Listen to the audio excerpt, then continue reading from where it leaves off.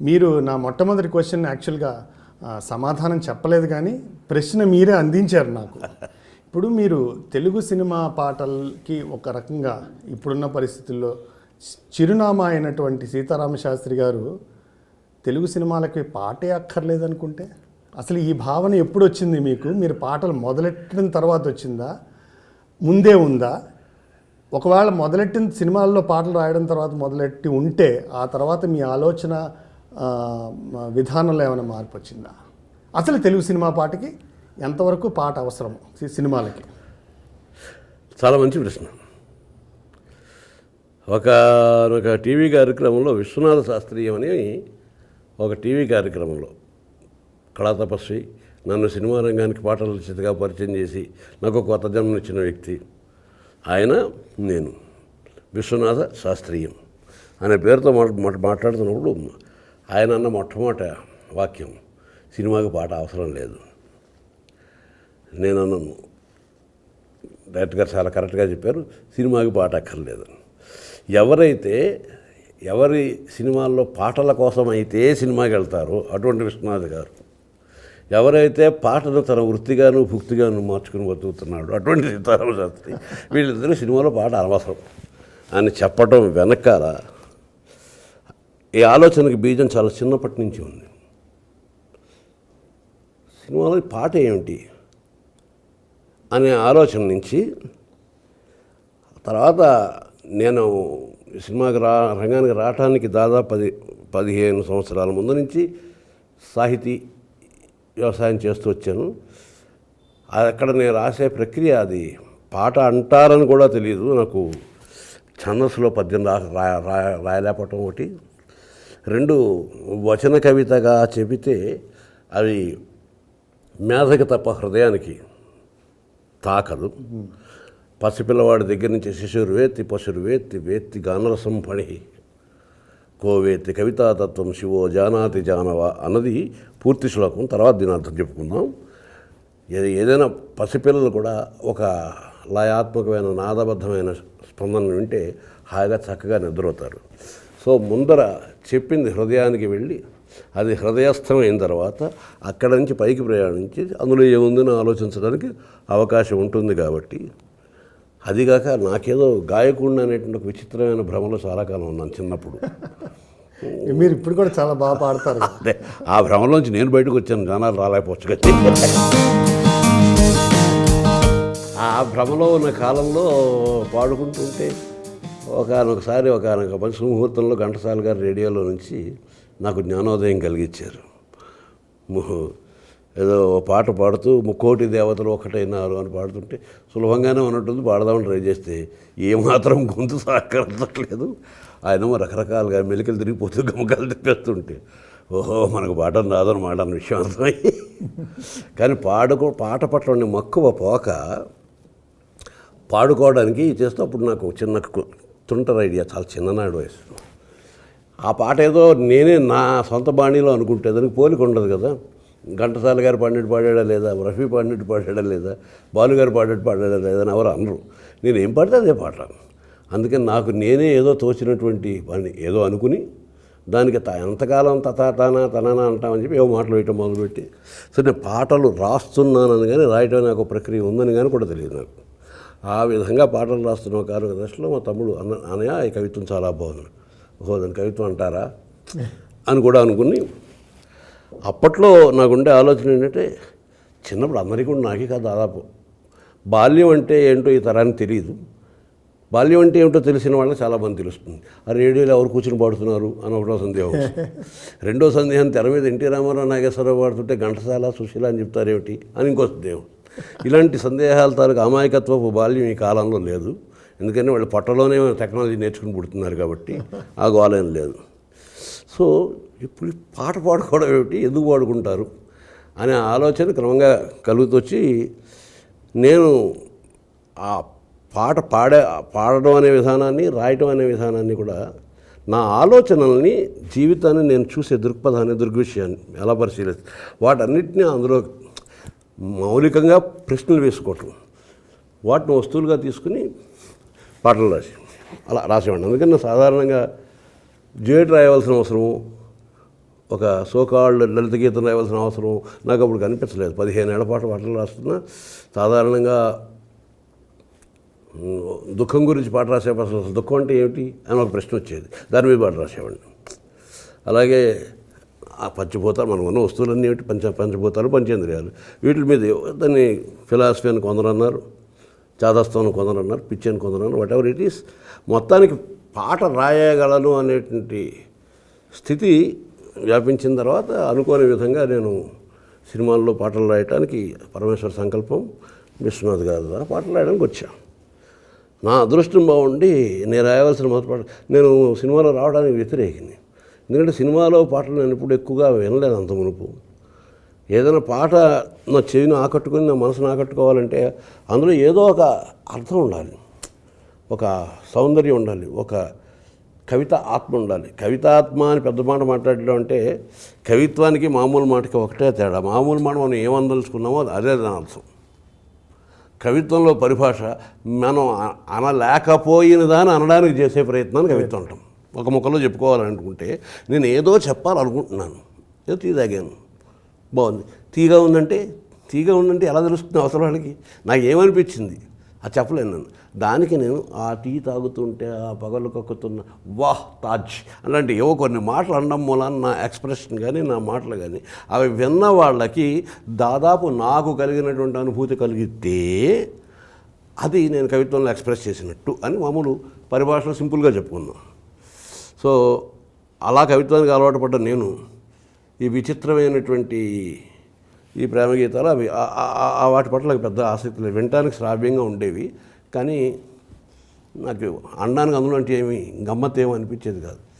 అంటే మేరే నేను శ్రావణ భాదం ఫిరిపి విరామన్ ప్యాస అంటే నా రెండు కళ్ళు శ్రావణ భాద్రపదాలు వర్షాకాలం వర్షాకాలంలాగా నిరంతరం నా కళ్ళు కురుస్తున్నాయి.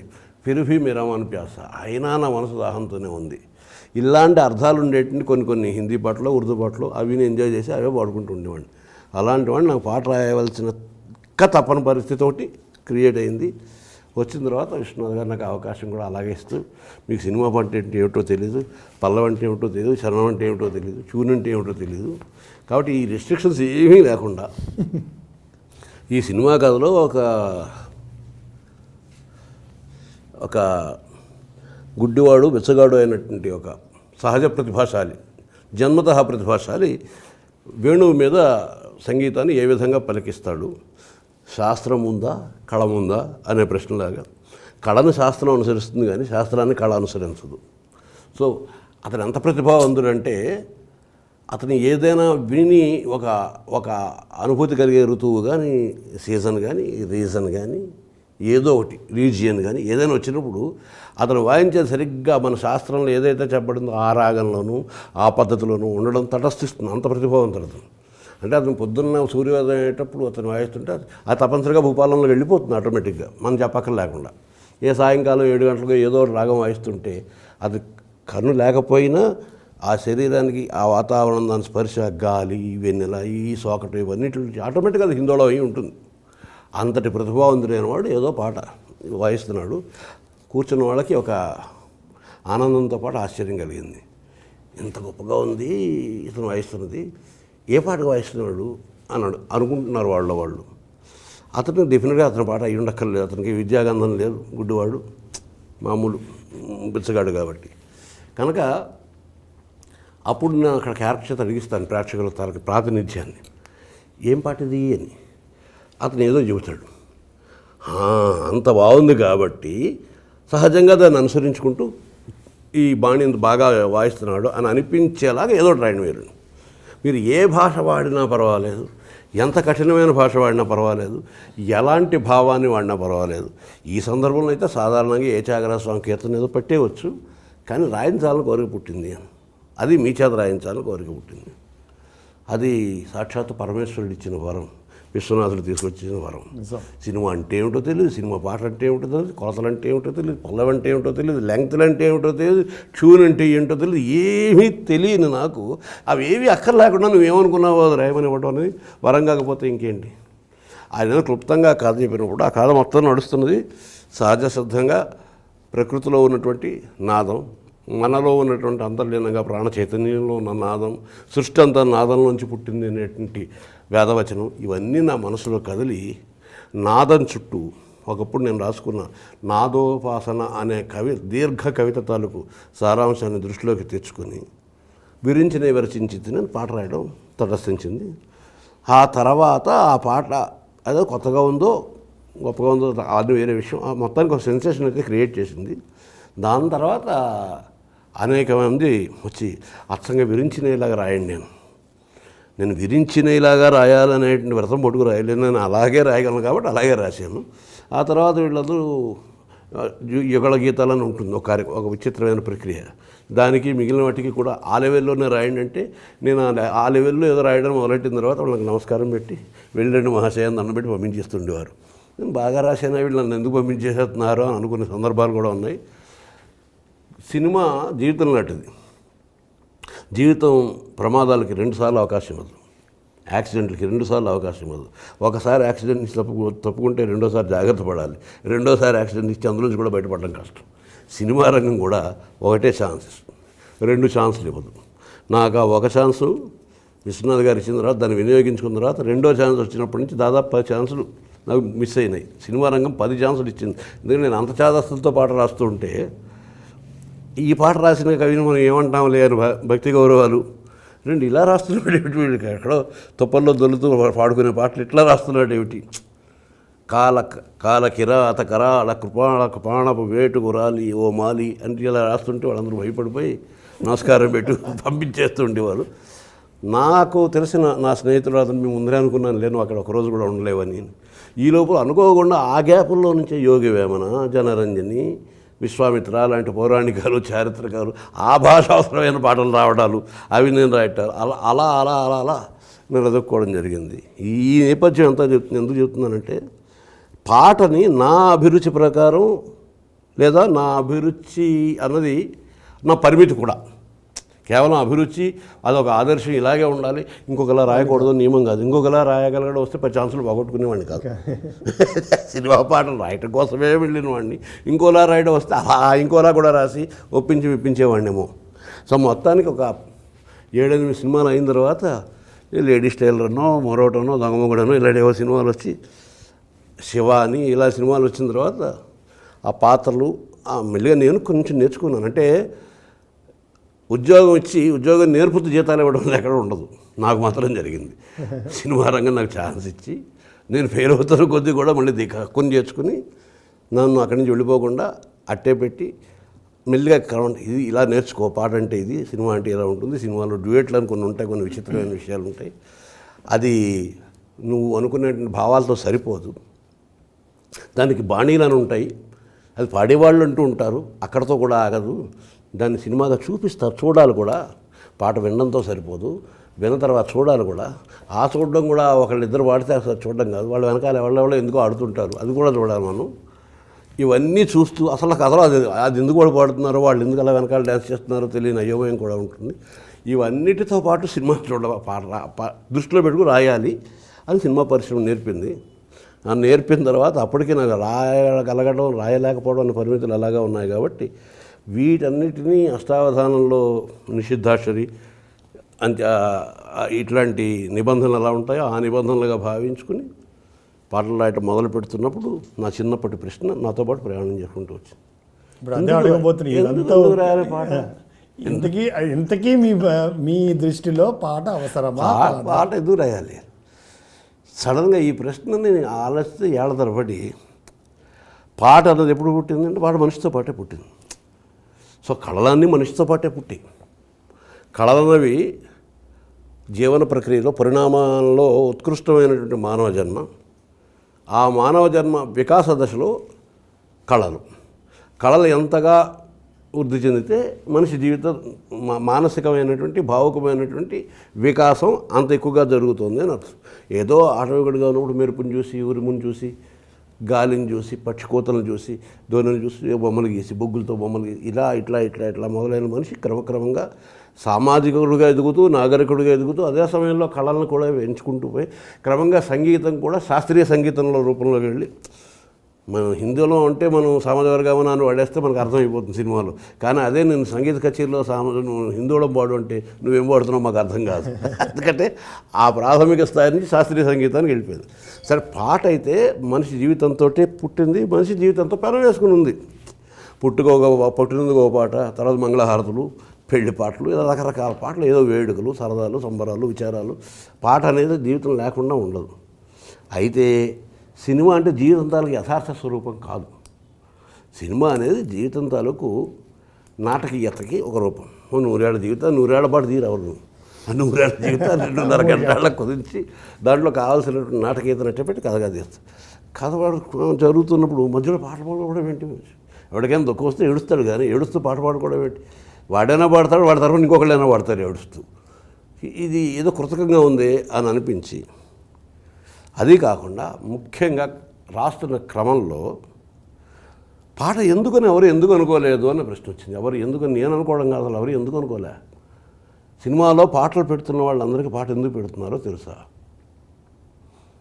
ఒక పాట ఒక నిర్మాత సినిమా తీసి ఖర్చు పెట్టినప్పుడు ఎంతో కొంత అవుతుంది అనుకుంటే, ఒక పాట చిన్న బడ్జెట్ నుంచి పెద్ద సినిమా బడ్జెట్ వరకు 6 లక్షల నుంచి 6 కోట్ల వరకు అవుతుంది. కరెక్ట్. అది ఏ రకమైన అవసరం సినిమాకి పాట అని ఇప్పుడు పాట తాలూకు మూలాల్లోకి వెళ్ళి ఆలోచించడం మొదలుపెట్టిన తర్వాత నాకు విషయం అర్థమైంది. ఏంటంటే ఇదొక పుట్టని ప్రశ్న. మనకి అందరికీ తెలిసిన కదే మరోసారి చెప్పక తప్పదు కాబట్టి చెబుతున్నాం. ఒక ఆయన ఉన్నాడు, వాళ్ళ తండ్రి గారి తద్దినం పెట్టేవాడు. ప్రతి ఏడా ఆయన దినం వచ్చే తద్దినం పెట్టేవాడు. ఆయనకు ఒక ఏకైక కుమారరత్నం ఒకడు ఉన్నాడు. ఆ కుమారరత్నం చాలా ఒక పిల్లి కోనను కూడా పెంచుకున్నాడు ఆయన. ఆ రోజు వచ్చేటప్పుడు కుమారరత్నాన్ని పిలిచిన ఆయన, పిల్లిని కొంచెం కట్టేరా అక్కడ అనేవాడు. ఎందుకంటే పిండ ప్రదానం చేసేటప్పుడు పిల్లి పిండాన్ని ముట్టుకోకూడదు అని ఒక ఆచారం ఏదో ఉంది. అది ఎందుకో కొడుకు చెప్పలేదు. కొడుకు ఎందుకు నాన్న అని అడగలేదు. పిల్లిని కట్టేసేవాడు. కొన్నాళ్ళ పాటు జరిగింది. ఆయన కన్ను మూసాడు. ఆయన దినం వచ్చింది. కొడుకు తద్దినం పెట్టాలి. ఆయన పొద్దున్నే లేచి స్నానం అది చేసి వీధిలోకి వెళ్ళి ఇల్లు కొడుతూ, మీ ఇంట్లో పిల్లుందా, మీ ఇంట్లో పిల్లుందా, మీ ఇంట్లో పిల్లుందా అని అడిగి, పిల్లి ఎందుకురా అంటే, మా నాన్నకి తద్దినం పెట్టాలి. మీ నాన్న తద్దినం పెట్టడానికి పిల్లిని ఏం చేస్తావరా? పిల్లిని కట్టియాలి కదా. తద్దినానికి పిల్లిని కట్టియాలని రూల్ ఏమిటి? ఎందుకు అని ఏమో మా నాన్న చెప్పలేదు, నేను అడగలేదు. అలాగా సినిమా మొదలై 90 సంవత్సరాలు అయింది. ఇంకా 10 ఏళ్ళు అవ్వాలి పూర్తిగా. ప్రపంచంలోనే సినిమా అనే ప్రక్రియ మొదలైంది. పాట ఎప్పుడో ఎందుకో మొదలైంది. ఏదో మొదలయ్యేటప్పుడు ఏదో రీజన్ ఉంటుంది. ఆ రీజన్ ఇది అని వాళ్ళు ఎవరో చెప్పలేదు, ఇది అని వీళ్ళు అడగడం లేదు. ఆ పాట అలా వస్తూ వచ్చింది. ఒక పుట్టని ప్రశ్నగా మిగిలిపోయింది. ఇప్పుడు సినిమా అంటే 4 ఫైట్లతో పాటు 6 పాటలు కూడా ఉండాలి అనండి. ఎందుకు ఉండాలి? సమాధానం ఎవరి దగ్గర లేదు. ఇద్దరు ప్రేమించుకున్నప్పుడు ఏకాంతంగా కూర్చుని ఎవరు వినకుండా ఉండాలని అనుకుంటారు, కానీ అందరికీ కనిపించేలా ఎగురుకుంటూ పరిగెట్టుకుంటూ కసరత్తులు చేస్తూ పెద్ద పెద్ద కేకలేస్తూ ఎందుకు పాటలు పాడుకుంటారో తెలియదు. సో సినిమాలో పాట ఎందుకు అని అడగకపోవటం ఒకటోది, అదొకటో సమస్య. రెండో సమస్య, పాట అంటే మొట్టమొదటి పాట అంటే మాట అనే విషయం పట్ల ఒక విస్మృతి రావడం. పాట అంటే పాడాలి, ఏమిటి పాడుతున్నారు అని ప్రశ్న వస్తుంది. అది మర్చిపోయారు. ఎవరు పాడుతున్నారు, ఎలా పాడుతున్నారు, ఈ ప్రశ్నలన్నిటికీ సమాధానాలు చెప్పడం మొదలెట్టం, కానీ అసలు ఏమిటి పాడుతున్నారు అన్నది అడగడం మానేసి, అది కూడా పుట్టని ప్రశ్నే. కాబట్టి ఏమిటి పాడుతున్నారో కూడా కాలక్రమంలో అర్థం కాకుండా పోయింది. అర్థం కాకుండానూ పోయింది, అర్థం లేకుండానూ పోయింది. దాని తర్వాత పాటలు విమర్శించేవాళ్ళు, తిట్టేవాళ్ళు, బాగుందనేవాళ్ళు, బాగోలేదనేవాళ్ళు, వీటందరినీ చూస్తున్నప్పుడు నాకు ఇంకొక ప్రశ్న పుట్టింది. సారథి సినిమాను విమర్శించే వాళ్ళతో మామూలుగా నేను సినిమాలో పాటలు రాసేవాడినిగా కదా, అందరికీ పరిచయం. అడుగుతున్నప్పుడు మేము సినిమాలు చూడవండి అని ఒకటోది. రెండోది, సినిమా కవి అండి, సినిమా కవి. ఆ సినిమా కవి అంటే అర్థం ఏమిటి అంటే, నేతి బీరకాయ అండి. నేతి బీరకాయలో నెయ్యి ఉండదు, ఒలిచి చూస్తుంది నెయ్యిలా కమ్మగా ఉంటుంది అని అర్థం. సినిమా కవి అంటే వాడు కవి కాదు, కవిలా నటించేవాడు, వాడు రచయితలో కవిత్వం ఉండదు అని అర్థం. మరి నా బోటు వాడు సహజంగా కవి లేదా కవిని అనుకునే భ్రమలో ఉన్నవాడు సినిమా కవి అండి అంటే ఏదో పక్కకు తోసేసి అంటారని వాళ్ళ చూస్తున్న ఫీలింగ్ ఒకటి ఉంటుంది. అలా ఎందుకు అనిపించుకోవాల్సి వచ్చింది అంటే, సినిమా పాటలో కవిత్వం లేదా? అసలు సినిమా పాటలో కవిత్వం ఉందా లేదా అని ప్రశ్న పుట్టిందా? అసలు సినిమా పాట అంటే మాట అనే విషయం ఎవరికి గుర్తుందా? ఎవరు పాడారు, ఎంత బాగా పాడారు, ఎవరికి బాణీ కట్టారు, ఎంత బాగా కట్టారు, ఎవరు చిత్రీకరించారు, ఎంత బాగా చిత్రీకరించారు. దాని తర్వాత మన హీరో పాట కాదా, అక్కడికి ఏ స్థితి గడిపోయిందంటే ఒక పాటని రిలీజ్ చేసేటప్పుడు ఆ క్యాసెట్ కంపెనీ వాళ్ళు లక్షలాది కాపీలు అమ్మేసుకుంటారు. అసలు ఆ పాట ఏమిటో ఆవిడ వినయక్కర్లేదు. ఆ పాట తాలూకు కవర్ మీద ఉన్నటువంటి తమ అభిమాన హీరో బొమ్మ చూసి పాట క్యాసెట్ కొనుక్కునే పరిస్థితికి వచ్చేసి పాట తాలూకు ఉనికి ప్రశ్నగా మారిపోయింది. ఆ సమయంలో నాకు త్రివేణి సంగమం అని ఒక మాట ఉంది, గంగా యమున సరస్వతిని. సరస్వతి కొంతకాలం ప్రవహించి క్రమంగా అంతర్వాహినిగా ఇంకిపోయింది అని ఒక ఐతిహ్యం అనుకుంది. అంటే గంగా యమున కనిపిస్తాయి, వాటికి అడుగుని కనిపించకుండా అంతర్వాహినిగా అంతర్హితం అయిపోయి సరస్వతి ప్రవహిస్తుంది. సరస్వతి అంటే పాటలో మాట, గంగ అంటే మ్యూజిక్ పాడేవాళ్ళు సౌండ్, యమున అంటే చిత్రీకరణ. సో మన కంటికి కనిపిస్తున్న యమున మిగిలింది, వింటున్నటువంటి గళాలు మిగిలాయి. అసలు విషయం ఏమిటన్నది అంతర్వాహిని అయిపోయింది, సరస్వతి అయిపోయింది. నేనేమో సరస్వతి ఆరాధకుడిని. ఏదో చెప్పాలి అన్న తాపత్రయం కంట నన్ను ముందుకు నడిపించింది సారథి. నేను అని ఉన్నాను, ప్రత్యేకంగా ఒకరిని కూర్చుని లేను. ఆ సీతారామ శాస్త్రి పాటల చేత, సిరివెన్నెల సీతారామ శాస్త్రి పాటల చేత, ఇవన్నిటికంటే ముందర సీతారామ శాస్త్రి కన్నా ముందర మనిషి. ఇందాక మనం అనుకున్నామే 3 పొరల్లో ఉంటుంది. ప్రతి ప్రారంభానికి ఒక నేపథ్యం, ప్రతి నేపథ్యానికి ఇంకొక నేపథ్యం, ప్రతి నేపథ్యానికి ఇంకొక నేపథ్యం. అసలు మన మొట్టమొదటి మూలం ఏంటంటే మనిషి. సో అందరూ మనుషులు లాంటి లక్షణాలే నాకు ఉంటాయి, నాకున్న లక్షణాలే మనుషులు అందరికీ ఉంటాయి, కొంచెం డిగ్రీలు వేరియేషన్ తప్ప. సో ఎక్స్ప్రెషన్లో వైరుధ్యం ఉండొచ్చు, లేదా వైవిధ్యం ఉండొచ్చు, అభివ్యక్తులు చెప్పే విధానంలో. కానీ విషయం, కదలిక, అనుభూతి అన్నీ దాదాపుగా సగటు కడితే ఒకలాగే ఉంటాయి. అలాంటివి నేను సినిమాలో ఉన్న పాత్రలు రాయవలసి వచ్చినప్పుడు నాటకీయత కంట జీవితంలో దానికి తత్సమానమైనటువంటి సందర్భాల పట్ల దృష్టి సారించి వాటి పట్ల నేను ఎలా స్పందిస్తాను అని భావించి, నేను మనిషిలా ఎలా స్పందిస్తాను అంటే, నేను మనిషిలా స్పందించడం తర్వాత ఇప్పుడు వచ్చిన సమాజంలో వచ్చే ప్రాబ్లం ఏంటంటే, ముందర మనిషిలా స్పందించడం అది ఆగిపోయి, తర్వాత వాళ్ళ పేర్లు, వాళ్ళ స్థితులు, వాళ్ళ స్థాయిలు, వీటిని బట్టి స్పందించడం. అంటే నాయకుడు ఒకలా స్పందిస్తాడు, డబ్బున్నవాడు ఒకలా స్పందిస్తాడు, అధికారంలో ఉన్నవాడు ఒకలా స్పందిస్తాడు, బలంగా ఉన్నవాడు ఒకలా స్పందిస్తాడు. అంటే ఏడుపు కూడా వీళ్ళని విభిన్నంగా ఉంటుంది. కానీ మనిషి ఏడుపు అయితే సామాన్యంగా ఒకటి ఉంటుంది, మనిషి ఏడుపు అని ఒకటి ఉంటుంది. ఆ మనిషి ఏడుపు ఇలా రకరకాల ముసులు వేసుకుంటుంది. నేను పాట ఎందుకు అనే విచారం నుంచి నా పాట, నేను రాస్తున్న పాట ఇది మనిషి పలికే మాటలాగా అవ్వాలి అని ఒక భావాన్ని బలంగా పొదువుకున్నాను. సినిమా చూస్తుంటే 3 గంటల సేపు చూస్తాను, చెప్పాను ఇందాక. మన దృష్టి ఎటు ఉండాలి, చూసే సినిమా వైపు ఉండాలి, చెవి చక్కటి పాట వింటూ ఉండాలి. కవిత్వం అంటేనే ఇందాక మనం అనుకున్నప్పుడు, మనం వింటున్నది కాకుండా వింటున్న దాని వెనకాలేవో అర్థం ఉంటుంది అని అనుకున్నప్పుడు, అప్పుడు అర్థం కోసం కళ్ళు మూసుకుని కవిత్వం ఉంటాం. కళ్ళు మూసుకుంటే సినిమాకి ఎందుకు వెళ్తాం? సో సినిమా పాటలో సాధారణంగా కవిత్వానికి పెద్ద అవకాశం లేకపోవడం అనేది సహజమైన విషయమే. కానీ సినిమా పాట రాస్తున్నా నా స్వభావం అదే కాబట్టి ఆ స్పందనని కవి స్థాయిగాను మనిషి స్థాయిగాను కూడా 2 స్థాయిల్లో ఉండేటట్టుగా ఎక్స్ప్రెస్ చేయటం మొదలుపెట్టిన తర్వాత ఆ పాటలో మాట చేరిందా లేదా, ఆ మాట ఇది నాది అని విన్నవాడు అనుకుంటున్నాడా లేదా, అనుకుంటే ఇది నాది అయితే నాకున్న ప్రయోజనం ఏంటి? నేను ప్రతి చిన్న విషయానికి కూడా ప్రయోజనాన్ని ఆశిస్తాను. మనకున్న సమయం ఇంత, 100 ఏళ్ళు, చేయవలసిన పనులు 1,00,000. సో ఇది ఎకనామిక్ థియరీ. నీ దగ్గర ఇంతే సొమ్ము ఉంది, నీ అవసరాలు ఇన్ని ఉన్నాయి. ఏ అవసరాలకి ఈ సొమ్ముని వినియోగిస్తామని ప్రయారిటీ నువ్వు నిర్ణయించుకో. మొట్టమొదటి ఆకలి వేస్తే ఫస్ట్ ఆఫ్ ఆల్ ఈ 2 డబ్బుతో అన్నం కొనుక్కు తింటాం, లేదా ఆకలి నిండిపోయి ఉంటే ఆ తర్వాత ఇంకేదో చేస్తాం.